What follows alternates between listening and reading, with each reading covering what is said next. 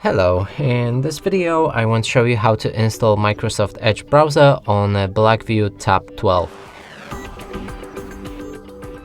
To do this, we'll need to open a Google Play Store. Now let's find the Microsoft Edge, hit the install button,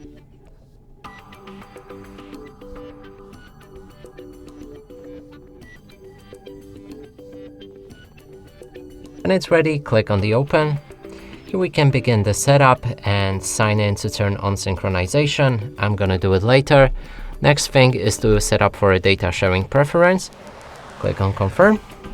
Set Microsoft Edge as a default browser. And now the browser is ready. You can open any website and it should work fine. And that's it for this video. Hope you like it. Please consider subscribing to our channel, leave a like and a comment below.